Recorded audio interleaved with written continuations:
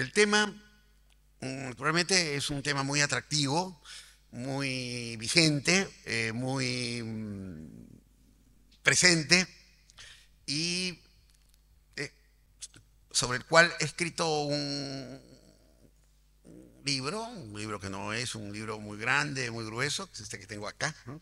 Que se llama, el título era La revolución de Netflix en el cine y la televisión, un libro que se publicó en el año 2020, que en líneas generales creo sigue siendo un libro vigente, aunque desde luego los cambios en este campo se producen de manera incesante y desde que lo redacté pensé que en un momento dado iba a tener que hacer una actualización. Todavía no lo voy a hacer, ¿no? Porque creo que hay que darle un poco más tiempo a un proceso que seguirá, ¿no? No sabemos exactamente, pero en principio indefinidamente, porque con Netflix y el streaming en general se ha abierto, es lo que vamos a ver ahora, se ha abierto, diríamos, un panorama audiovisual que muy poco tiempo atrás era imprevisible y se han modificado condiciones de difusión que estaban en su mayor parte, como todos sabemos, pues justamente cubiertas por los dos medios de comunicación audiovisual más arraigados, que eran el cine y la televisión. El cine desde fines del siglo XIX, aunque poco a poco no fue tampoco un proceso inmediato, diríamos, de afianzamiento, que tomó un tiempo,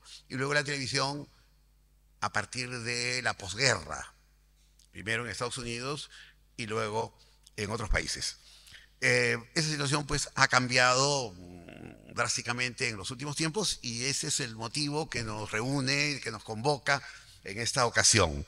Eh, Voy a hacer, como verán, si han visto ya, aunque creo que no, todavía el esquema o el programa de, de esta charla, una, una pequeña historia de los antecedentes que llevan o que conducen a la situación actual, ¿no? Creo que es importante, que es interesante además, es informativo, eh, hacer esta referencia.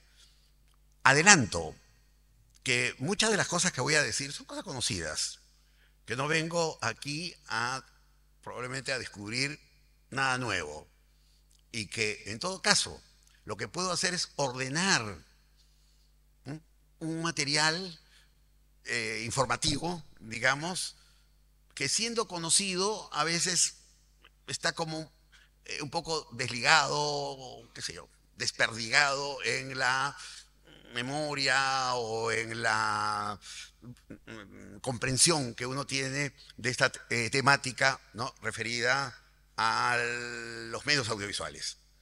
Entonces, para esto, y luego del título que ustedes ven aquí, que es un título que lo conversamos con los organizadores del festival y que, por supuesto, eh, puesto como está, la revolución de las pantallas, tiene una pues, sonoridad muy, muy llamativa. Eh, Vamos a ver, entonces, en la introducción, el estado actual, ¿no? De manera sintética, que esta es un poquito la temática de fondo de la presentación de hoy, que es una temática sobre la cual se especula mucho. Pongo el estado actual, plataformas en expansión, el cine en posición defensiva y la televisión en repliegue.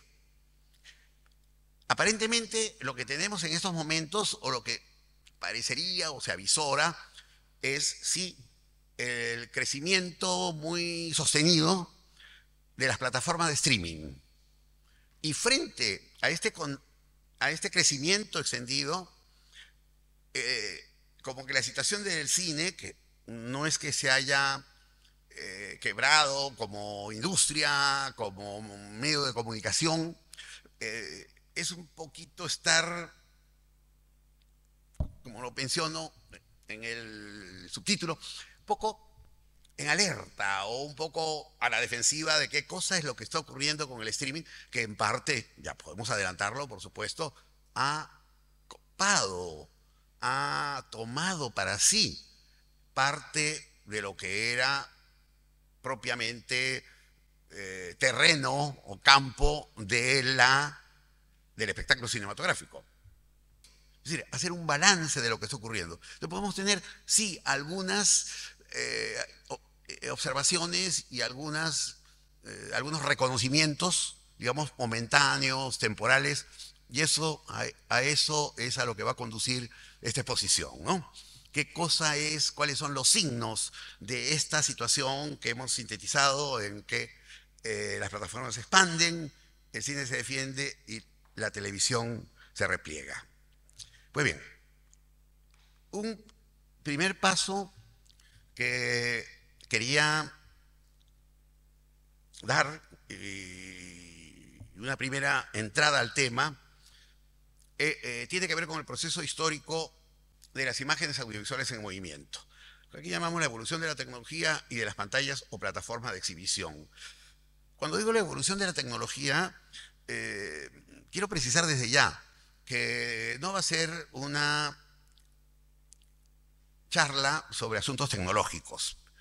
Sí, van a estar mencionados porque es inevitable, van a estar expuestos porque forman parte, ¿no?, de la materia que tenemos aquí entre manos. Pero no es que yo no soy un especialista tecnológico, no soy un especialista en informática. Entonces, es muy probable que luego, si alguien me quiere hacer alguna pregunta muy específica, tenga yo que pasar por la vergüenza de decirles, no puedo responder a ese tema, ¿no? Desde ya un poco lo voy aclarando. Es decir, mis consideraciones van a ser un poco menos ceñidas a lo tecnológico, aunque lo tecnológico está en la base y en el soporte de lo que voy y lo que vamos a desarrollar. Decía, la evolución de la tecnología de las pantallas o plataformas. Con esto lo que quiero decir es que cuando nace el cine, nace por primera vez, aparece por primera vez en la historia, la pantalla visual, ¿no? En los primeros tiempos no audiovisual todavía. Nace la pantalla visual. ¿Cuál era la pantalla visual?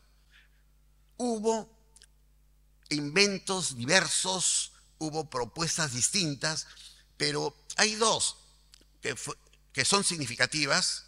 Una muy fugaz y la otra de una permanencia que se prolonga hasta nuestros días, aunque el soporte inicial se haya modificado.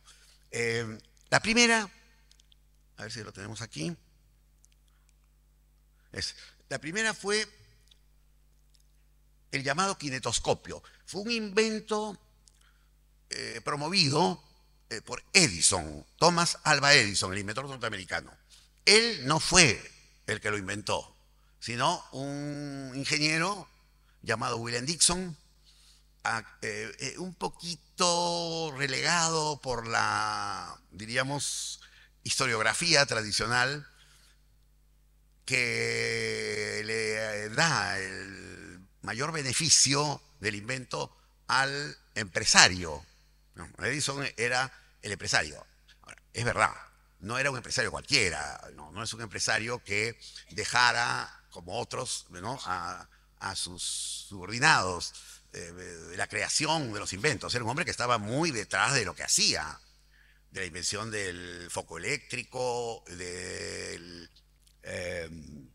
gramófono, que fue el primer aparato de registro y reproducción sonora, y luego del kinetoscopio. El kinetoscopio, este aparato, esta especie de mueble muy grande, ¿no?, donde en la segunda imagen vemos a un tipo que está dirigiendo la vista. Porque lo que tenía el kinetoscopio, que era el resultado del registro de imágenes en otro aparato que se llamaba el kinetógrafo. Nombres que tienen que ver con la imagen, con la imagen en movimiento, ¿no? Kino es la palabra, el origen griego de la palabra cine. Kino es el nombre que el cine tiene en varias lenguas europeas, en el alemán, en las lenguas nórdicas, en varias lenguas de Europa del Este también. Y se utilizó por primera vez para dar cuenta de del aparato, tanto del aparato de registro de imágenes, digamos, como del aparato reproductor que permitía la mirada individual, la vista individual. Es decir, todavía no era el cine en pantalla, ¿no? Tal como luego se va a difundir, sino el cine de visión individual. Un poco el origen también, uno de los orígenes de lo que después se conoce como el peep show, el espectáculo, diríamos, de la mirada, el espectáculo del mirón, muy utilizado a lo largo del tiempo en, por ejemplo, eso, en espectáculos eróticos. Y no exclusivamente, pero bastante apropiado, digamos, para esos efectos, ¿no? Que es un poco el ocultamiento, la visión de lo prohibido, digamos. No era el caso del kinetoscopio de Edison, ¿no? No se proponía eso, ¿no? Se proponía como un medio para ofrecer imágenes que resultaran atractivas para el público. Es una cosa muy interesante cómo diríamos un poco en la tradición de muchos inventores norteamericanos, o que trabajaron en Estados Unidos, aunque no fuesen nacidos en Estados Unidos, la creación de muchos productos tecnológicos que luego van a tener gran difusión, estuvieron vinculados desde un inicio a la idea del negocio, a la idea de la utilidad o de la ganancia. Y en este caso, la ganancia a través del espectáculo. Entonces eran imágenes de bailes, todo esto mudo. La imagen era en ese entonces imagen silente. Aunque Edison se propuso y estuvo en el origen del kinetoscopio unir el aparato de registro y de reproducción de imágenes con el gramófono. Poder asociar el gramófono con el kinetoscopio. Sin embargo, eso no se consiguió, no se logró. Y van a tener que pasar más de 30 años para que se llegue a la imagen sonora. Bueno, les decía entonces que había ya una idea de las atracciones, las imágenes que resultaran atractivas. Boxeadores, bailarinas, jinetes, espectáculos de circo, en imágenes, en tomas muy cortitas, de apenas segundos, ¿no? Que se veían en continuidad a través del pequeño visor. El otro aparato que es el que va a quedar es el que descubren los hermanos Lumière, el que fabrican los hermanos Lumière, digamos, ¿no?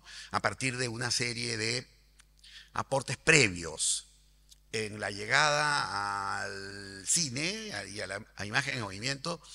Hay toda una prehistoria, una protohistoria en la que se van sumando tecnologías que van a derivar en lo que el cine, bueno, llega a ser. Y un poco lo que vamos a ir explicando, lo que estamos explicando ya, deriva en lo mismo, ¿no? Como hay una especie de acumulación que nos lleva al estado actual, un proceso evolutivo y acumulativo. Los hermanos Lumière, ¿qué cosa es lo que logran? Un proyector de imágenes dirigido a una pantalla, es decir, un sistema de proyección, que de eso se trata, que se refleja en una tela o en una pantalla como las pantallas pues, habituales, ¿no? De las salas de cine. Eso le da al cine el carácter inmediato de espectáculo público, lo que no tenía el kinetoscopio. El kinetoscopio no era un espectáculo público. Era, en todo caso, un recurso más cercano a ciertos espectáculos de feria, pero no de gran público, no de sala pública como esta misma, ¿no? Aquí en vez de estar ustedes escuchando, podrían estar viendo una película. Eso es lo que surge con los hermanos Lumière y a partir de ahí se va a desarrollar una industria cinematográfica muy poderosa que tiene expresiones en diferentes partes del mundo. En un comienzo, Francia y otros países europeos van levantando sus propias industrias y otro tanto hace los Estados Unidos. Pero durante un periodo de cerca de 20 años, digamos, Estados Unidos no tiene la hegemonía. La hegemonía norteamericana en la industria cinematográfica se logra en el periodo de la Primera Guerra Mundial.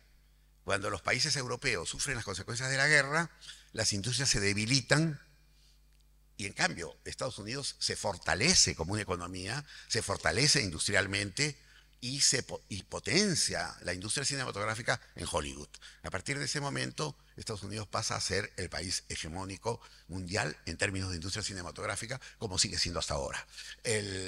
No el país que produzca mayor número de películas. Desde hace mucho tiempo, desde hace varias décadas, la India produce muchas más películas para salas de cine, quiero decir, que Estados Unidos. Pero buena parte de la producción de la India tiene su mercado únicamente dentro de las fronteras nacionales. No va más allá. Ahora estamos viendo cómo hay películas de la India que intentan ir más allá del mercado local. No es que no lo hayan hecho antes también, sí lo han hecho, pero de manera restringida. En cambio, en estos momentos lo hacen en películas de mayor presupuesto, con mayores atractivos visuales. Pero a lo que voy es que el cine históricamente se convierte en el gran proveedor de películas de largometraje, de relatos de ficción de largometraje. Es el plato fuerte, el plato de fondo, ¿no?, del espectáculo de las salas. Mientras que la televisión se va decantando por no las películas de largometraje, que también las fabrica, que también las produce, sino por las series. Se habían hecho series en el cine y se siguieron haciendo, pero normalmente pues no eran series que tuviesen una duración muy extendida, que contasen con un número, digamos, voluminoso de capítulos. En el cine, por ejemplo, existieron las llamadas seriales, que desde la época muda, desde la época silente, se ofrecían a lo largo de varias semanas. Por lo general, lo que se hacía era mostrar 3 capítulos de unos 20 minutos, un poquito menos, entre 15 y 20 minutos, en un día fijo, por ejemplo, un día miércoles, martes o miércoles, durante 3 o 4 semanas. En muchos casos eran 12 capítulos, un mes. Pero la serial no iba más allá de eso. O luego habían series, películas con un personaje, por ejemplo, películas del oeste o otro tipo de historias en otros géneros, que también daban lugar a continuaciones. Pero no como en los últimos tiempos, ¿no? La fórmula de las trilogías o de las series que han abundado desde los años 70 y sobre todo a partir del gran éxito de la película Star Wars, no se daba en el pasado. Más bien, entonces, es la televisión la que toma para sí casi la exclusividad de las series, con una característica distinta a la de las seriales, porque no eran series que contaran una historia en continuidad, sino más bien eran los mismos personajes que vivían situaciones distintas sean en comedias, por ejemplo, como voy a recordar esos títulos de Los Orígenes, tal vez algunos de los mayores puedan recordar, que se llama Papá lo sabe todo, o series del oeste, o series policiales, de, de todos los tiempos, ¿no? Dos territorios aquí, digamos, claramente delimitados. Vamos a ver luego qué cosa es lo que pasa con el streaming a propósito de esto. Pero vamos a retroceder un poquito. Decía que... Ay, no me fui al comienzo.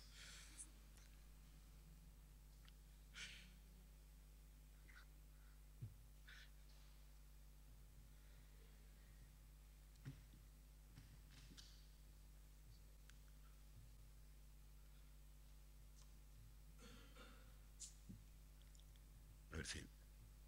Espera, correrlo un poquito. Está...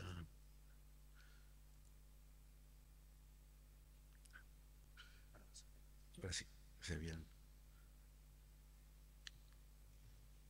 ¿No? A ver, algo sea... Bueno, ya, un poquito más. Bueno, eso también...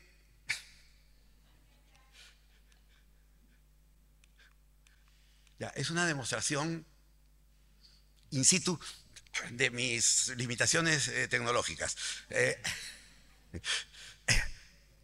En mis clases apelo a ayudantías, ¿no? Que me ayudan a todo lo que es el manejo tecnológico, la proyección de las películas, porque hago eso, ¿no?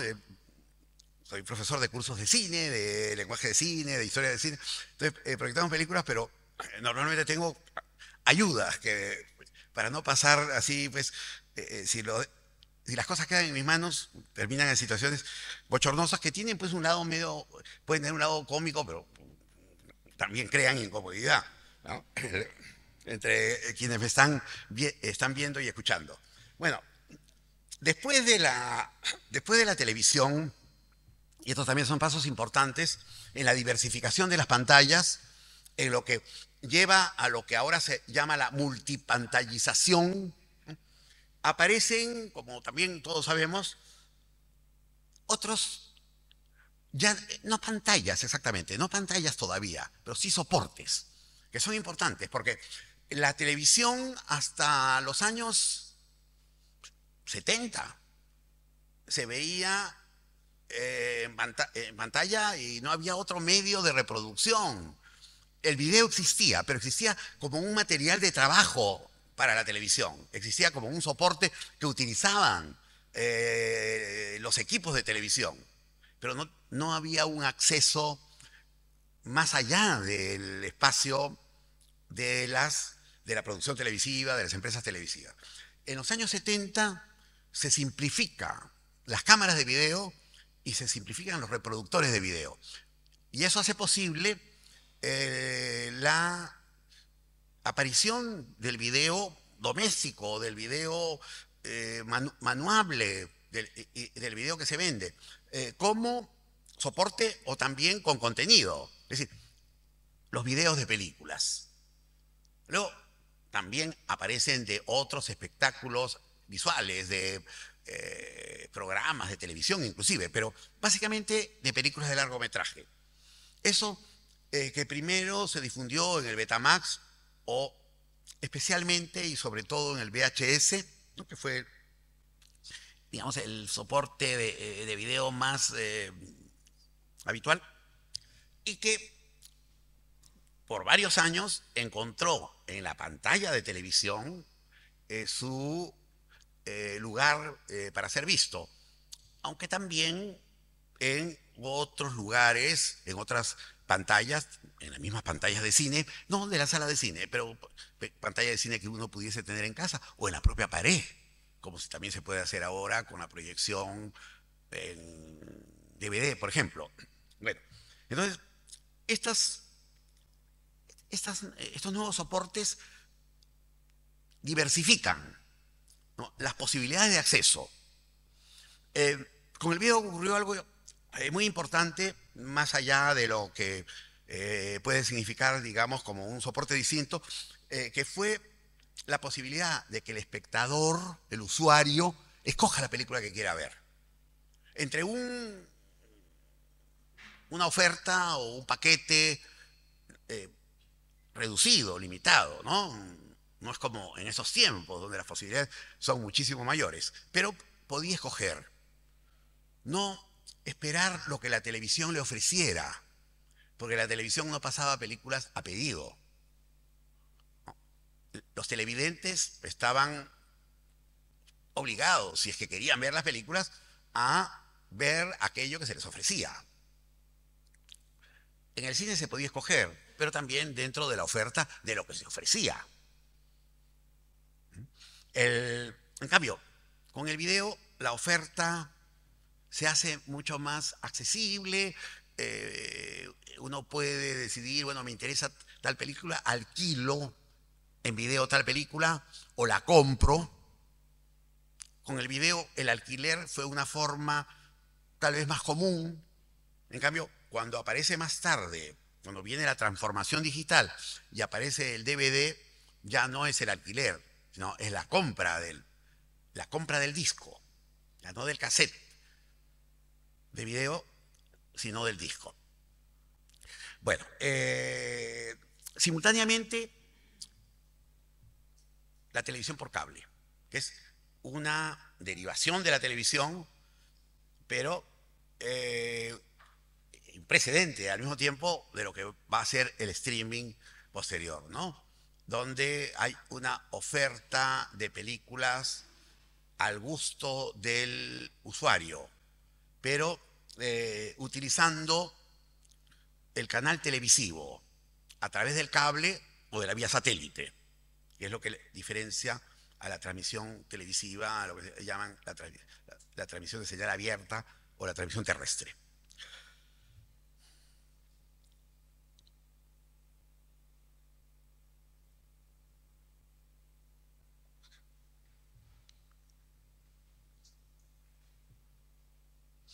Me ayudas otra vez.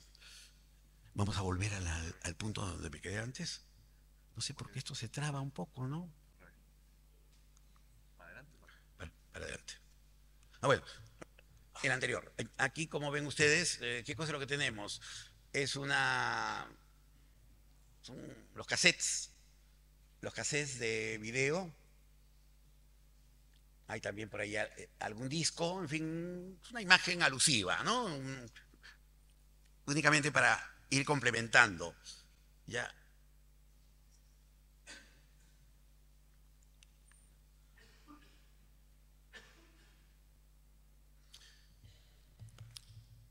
Otra cosa importante, significativa en esta historia que estamos comentando, es que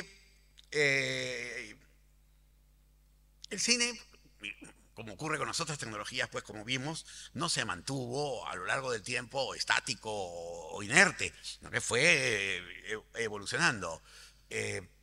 Pasó del cine mudo al cine sonoro, pasó del blanco y negro al color, pasó de la pantalla, digamos así, plana o estándar a la pantalla panorámica, pasó más adelante de las salas individuales, como esta, que afortunadamente se mantiene, ¿no? Ya me contaron previamente, ha sido una sala, entre otras cosas, salvada del pecado, en el sentido de que fue una sala porno durante algunos años, ¿no? Pero qué bueno que podamos contar, ¿no? En Lima casi no hay en estos momentos, salvo de universidades o algunas asociaciones culturales, pero digamos salas públicas, individuales, prácticamente han desaparecido. Entonces, los multicines vienen a reemplazar desde los años, en Estados Unidos ya desde la década del 70, en América Latina a partir de los años 90, ¿no? Y prácticamente a desplazar las viejas salas, que ya venían muy descuidadas, muy desmantenidas, en una época en que además el espectáculo cinematográfico fue perdiendo público y la televisión creciendo. la televisión fue ganando más espectadores, haciendo una oferta mayor de películas. Bueno, el otro proceso al que acá tenemos un ejemplo, bueno, es una sala de Lima, el Cine Latino, el que está arriba, una de las viejas salas. El de abajo también, una sala que todavía existe, que tenía un diseño arquitectónico muy peculiar, ¿no? Y luego lo que es una entrada a un multicine, que son más o menos similares en todas partes del mundo, ¿no? Como los malls o centros comerciales.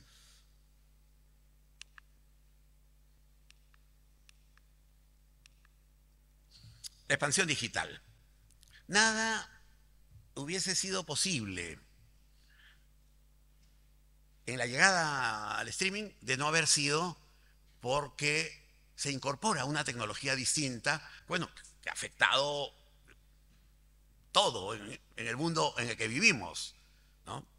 Sobre todo en el terreno de la comunicación, de la difusión de la información, pero también en el apoyo a muchísimas actividades productivas, educativas, profesionales, ¿no? En la medicina, en la ingeniería, en el derecho y demás, que es la tecnología digital. No voy a hacer una historia, por supuesto, aquí, sino únicamente indicar que la tecnología digital que, que se instala de una forma más,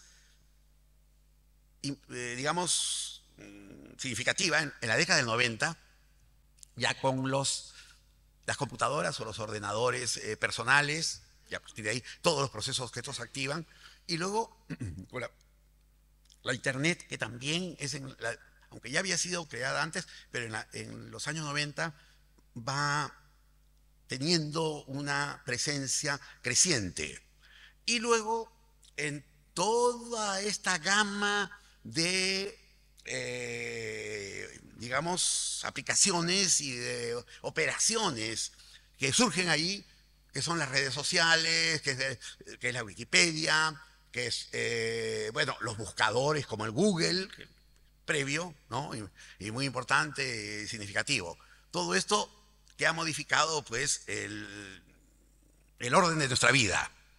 En este contexto, todavía, en el contexto inicial, el cine no tenía mayor relevancia, o el espectáculo audiovisual. Digamos, ni el cine ni el espectáculo audiovisual. No se podía prever todavía que en pocos años iba a aparecer el medio cuyo nombre se ha impuesto en inglés y que no ha encontrado un equivalente en castellano, que es el nombre de streaming, ¿no? Que se traduce con la transmisión directa como una de las formas de encontrar un equivalente en español, pero que en todas partes se conoce en su denominación anglófila, ¿no? En inglés. Entonces, YouTube fue uno de los primeros espacios, en realidad, aunque con frecuencia no se considera perteneciente al territorio del streaming de manera estricta, forma parte del streaming, es un transmisor de contenidos audiovisuales. En YouTube podemos encontrar el origen de la transmisión, inicialmente no de películas de largometraje, como podemos ver ahora, pero sí de materiales más cortos, cortometrajes, contenidos educativos y otros. En realidad, YouTube es el gran repositorio audiovisual de la Internet, porque allí entra en principio todo, salvo aquello que está censurado. Por ejemplo, el material pornográfico, contenidos racistas, xenófobos, machistas, o denigrantes de la dignidad de las personas por razones de sexo, raza, creencias, religión, condición social, ¿no? Pero fuera de eso, entra todo lo demás. Por supuesto que a veces los límites de lo aceptable en estos terrenos polémicos que tienen que ver con la discriminación o las exclusiones, hay puntos ciegos, ¿no? Hay zonas un poquito oscuras e indeterminadas. Pero en fin, ese es otro asunto. Luego de YouTube aparece una plataforma, que es la plataforma de Netflix, que comienza siendo una plataforma de oferta de películas a la manera del Blockbuster. Lo que pasa es que Blockbuster lo hacía principalmente en sus tiendas de alquiler y venta de películas. Netflix lo hace por la vía informática y va ganando peso, va adquiriendo una importancia creciente y va desplazando a Blockbuster y otras cadenas, porque Blockbuster no era la única, de venta de material. Blockbuster, la mejor época de Blockbuster fue la época del video analógico. Pues ya el video digital vino también a quitarle esa cierta exclusividad o ese dominio, esa hegemonía que tenía Blockbuster en la venta de material audiovisual. Porque el video digital comienza a venderse de diferentes formas y por diferentes conductos con mucha mayor rapidez. Pero el golpe definitivo a lo que era el negocio del video lo trae el streaming. A partir de ese momento cambia el estado de cosas, sobre todo por el afianzamiento, el reforzamiento de Netflix. Y vamos ya un poco a la parte final porque el tema es largo y se necesitaría más tiempo para poder desarrollarlo con mayor amplitud o más sesiones, ¿no? Pero aquí tenemos una sola, no hay más. De manera que vamos a ir culminando. ¿Cuál es el panorama de los últimos tiempos una vez que no solamente ya Netflix, sino otras empresas ingresan al mercado, ¿no? ¿Qué pasa sobre todo con las dos formas, los dos medios tradicionales, digamos así, frente al streaming, que son el cine y la televisión? Estamos aquí en esta confrontación entre lo nuevo y lo viejo. Eso nuevo que se alimenta de lo anterior. Porque ¿qué cosa es el streaming? Es la gran oferta, vamos a decir, de los filones mayores, o dos del filón mayor del cine, las películas de largometraje, y de uno de los filones, pero muy, muy importante, de la televisión, que son las series. No es el único, ¿no? Porque la televisión, perdón, tiene una oferta, tiene un arco, tiene un abanico de contenidos muy variado, que nunca lo tuvo el cine.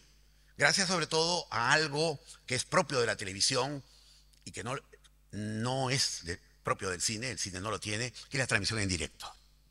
El directo de la televisión le permitió, ¿no?, una gama de posibilidades de las transmisiones deportivas, la programación de estudio en toda su diversificación.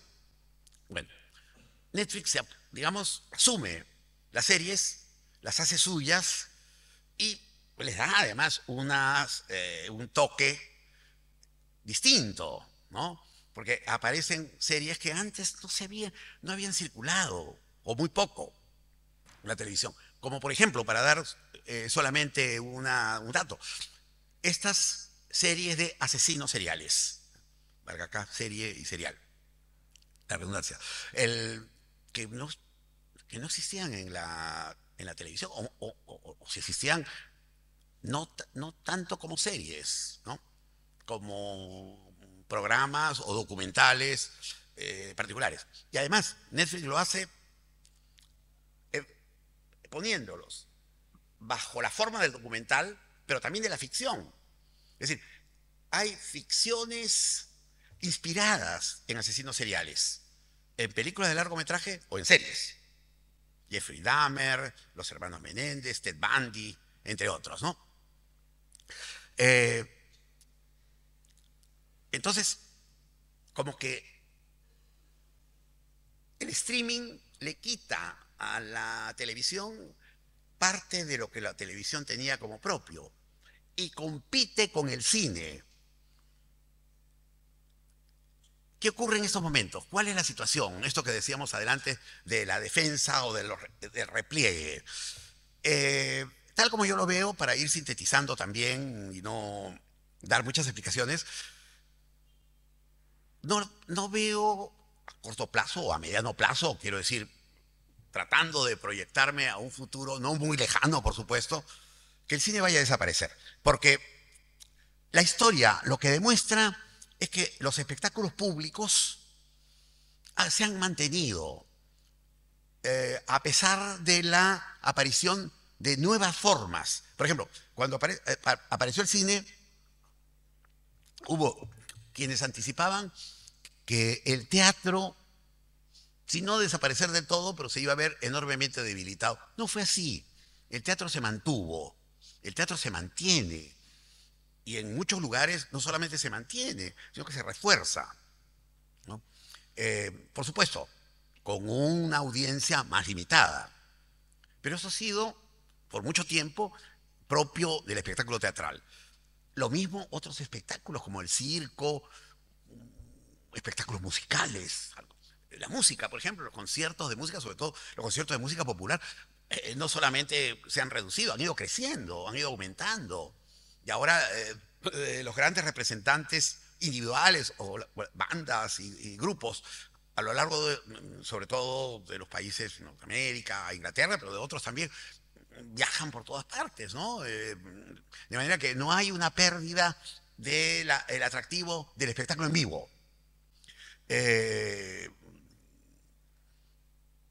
el, el deporte, el fútbol, por ejemplo, que es el deporte que más se ha internacionalizado, aún cuando se ha reforzado muchísimo a través de la pantalla, primero de la televisión, el cable, ya, todavía no, en forma muy notoria, pero con toda seguridad, el streaming va a ir absorbiendo también las transmisiones deportivas y otras, ¿right? Quitándole terreno, ganándole terreno a la televisión. Pero decía en relación con el cine que es muy posible que durante mucho tiempo tengamos todavía al espectáculo cinematográfico vivo y activo, proyectado en salas de cine, ¿no? No hay ningún indicador de que las grandes compañías cinematográficas reduzcan sus volúmenes de producción en los Estados Unidos, por ejemplo, ¿no? Los planes de producción de largometrajes siguen vigentes por muchos años. Durante el periodo de la pandemia se creó un pequeño vacío. Primero, porque las salas de cine fueron cerradas en todas partes, incluidas en Estados Unidos. La producción de películas se detuvo.